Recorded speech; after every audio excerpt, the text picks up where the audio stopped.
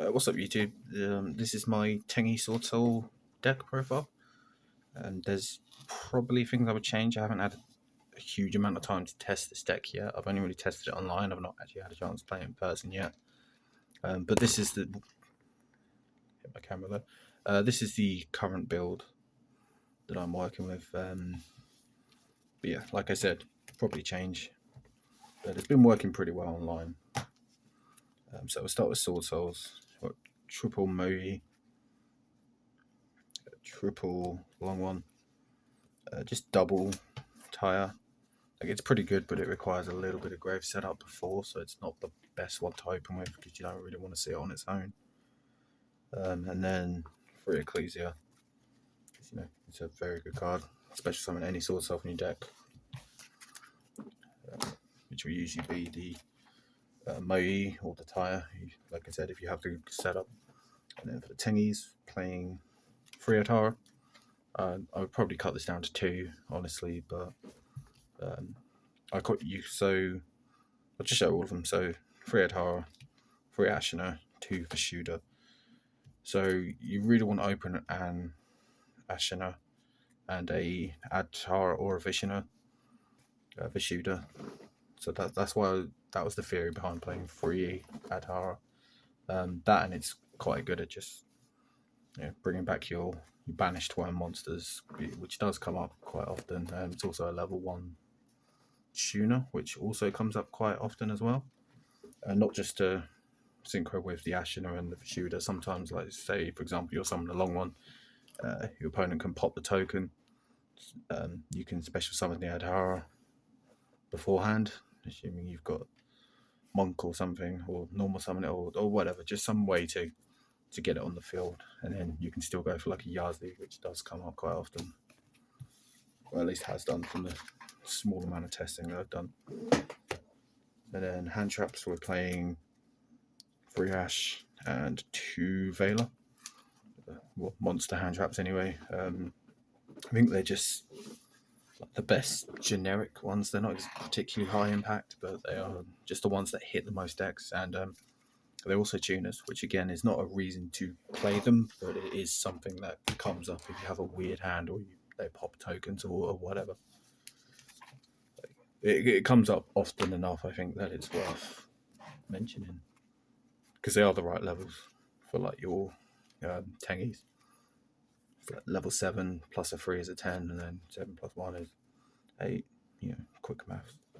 For the spells, we're playing 3 Emergence, 1 Sacred Summit,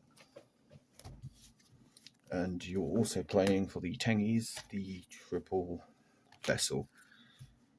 You're basically playing 3 Foolish Burials and 3 Rotors for your Sword Souls. Actually, you're playing 6 Rotors for your Tengies, because this also adds a Tengi to your hand if you have a non-effect monster on the field. So, playing 6 Rotors in a deck is kind of insane. And then 2 Desires. I really don't like 3 of this card. I think in this deck it would work. I've played other decks with Desires, and I always banish the cards I don't want to banish and draw Desires off of Desires. It happens all the time, but in this deck it's just worked really well. Like, there's not a lot of cards that you care if you banish, as long as you don't banish like 3 copies of one of your Sword Souls or something stupid. But that never happens, or very rarely happens. And then the draws in this deck are just so good, and you just need the card advantage, because that is one weakness of Sword Soul, is if you go main full combo and they break your board, you have very little follow up a lot of the time, just because you go through so much of your hand, and there's not a huge amount of ways to keep card advantage up. And then finally, the Call by the Grave. It stops hand traps. DPE, Destroy Phoenix Enforcer, is a card that I've seen a lot of in the last 2 days since it's been legal, and it's a card that really hurts this deck, honestly. They just pop the token, and the fact it just keeps bringing itself back, it really it can be an issue. So just Call by the Grave, get rid of it. And then for the traps, we're playing triple Blackout. Again, probably cut this down to 2, but you want to see at least one. Like the grave effect or the banish effect rather from grave is pretty good. Like gives you an extra token. Sometimes that does come up a lot. Again, if they've got DPE and you banish this or one of your spells to add the token, even if they pop the token, you get another token. So, I mean, they'll probably pop the Teo, but it's easier to get monsters on field than it is to get the tuners, I think. And then double imperm, yeah, and hand trap, yeah. I don't need to explain imperm. And then Saki one off. I mean, do I need to explain? You dumb card. Probably should have been bad, but you just win so many games like purely by flipping an order. It's stupid. And the amount of times playing this online that I drew this off of the Moe search was just really good. And then for the extra deck, we're playing 2 Grandmaster Chi Xiao, I think is how you pronounce that. Probably the maybe not the best, but the best level 8. I've seen people play 3 of this. I really don't think that's necessary, but the second one very rarely comes up, but it's just there in case. You've got the one Shengying. The Tenyi's lock you into worms when you, or Ash Shinner locks you into worms rather. So you can't always go for the Baron, and then this is just a really good card, especially when you pair it with the level 8, because the level 8 you banish a card, and then banish a card, break their field. Again, it requires a little bit of setup because they have to have a card on their field and in their graveyard for you to actually use the effect, but if it resolves, it's just stupid. And then the one Baron, I mean, it's a negate, you know, and also a pop on your turn. But one thing I found with this deck is it does struggle against Nibiru. Even if you summon the Baron and they nib you, yes, you can negate it, but then that's your one negate. Like, it's once while it's on the field.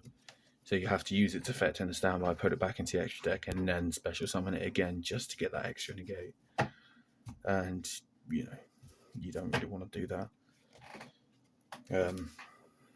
I don't know if people will be main decking Nib. Like I said, I've only played this deck online on EDO Pro, but so many people were main decking Nib on there. I don't know if it's just to counter this deck, because I did have to play in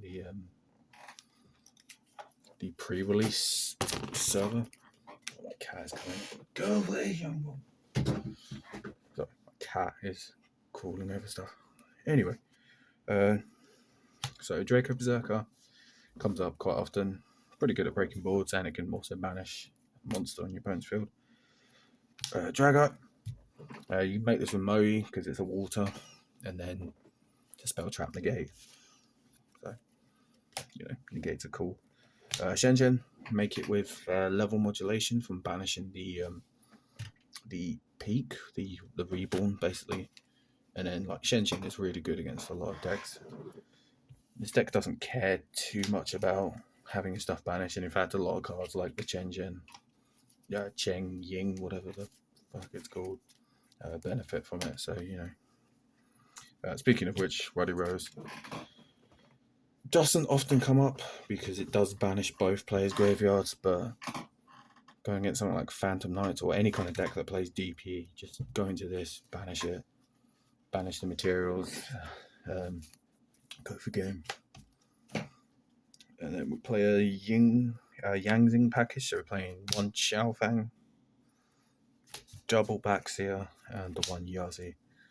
Again, Yazi, you kind of have to make the level modulation, or like those rare scenarios where your long one gets negated, and then you can go into it with a level 1 tuner. Go for Baxia, use Baxia to bring out the Xiaofang, and then negate lights, which against a lot of decks like Drytron is really good. I'd say it stops you getting nibbed, but like by the time you get to it, that'll probably nib you anyway. And then for the small amount of links, double monk just to get the Tengies off the field and have sorry, just focusing my camera. The non-effect worm monster on the field. It's also quite good just having an extra body for the blackout, because what I noticed when testing the DPE version of the deck, or the just any kind of Tenyi version, the only you would sort of end on Chi Xiao, and then Baron. So the only worm you have to pop with blackout is the Chi Xiao, and you don't really want to do that straight away. I mean, once you've used the effect, it doesn't matter too much, but just having that. Plus, it lets you use all of your Tenyi effects in the grave as well, which is pretty good. And then the one Shaman very rarely comes up, honestly, but it's nice to have. Side deck is very sort of just thrown together, but this will definitely change. But got the one Arch Nemesis Protoss card's pretty good. Playing against the dark deck, yeah, it's good. One Pank. It's Pank. Double Nib. Sort of slow down them combo decks. Double Lancia. Like Tri Brigades. Very good deck, so this shuts it down. Phantom Knights, which is a deck that I absolutely love and will almost definitely go back to at some point, is probably going to be tier 1, I think, honestly. I played so many Phantom Knight players online, all of them with DPE. DPE makes that deck like, I know you play Dragoon as a negate, but playing DPE with the Scythe to lock your opponent out of the extra deck, as well as just having that recurable pop every single turn, on top of it just being such a good deck to play through hand traps and build stupid boards and just very easily OTK. Like, it's a very good deck. I love Phantom Knights, but yeah, that hurts Phantom Knights as well. And then double draw. Again, combo decks. Triple Dark will no more. Like I said, Phantom Knights build very good end boards that are hard to get through. Drytron build very good end boards that are hard to get through. This deck builds very, just a lot of what I think are going to be the best decks going forward. Like Dark Hall is just good. Double Cosmic. I usually play Twin Twister just because it's a double pop, but I think in this deck, like I said, one of its biggest issues is maintaining card advantage. So, like, discarding a card in your hand probably isn't the best thing in the world, honestly. And then Harpy's Feather Duster, clear back row. And finally Red Reboot, more back row hate. Yeah, so that's it. Like I said, will almost definitely change very soon. When that happens, I will upload a updated deck profile. The very small amount of deck profiles I've done have only been when I've sort of won something, and like I said, I haven't had a chance to play this deck in person yet. I just wanted to get a very early deck profile out. So yeah, hope you enjoy. Like, subscribe, all the YouTube stuff, and goodbye. Thank you. Goodbye.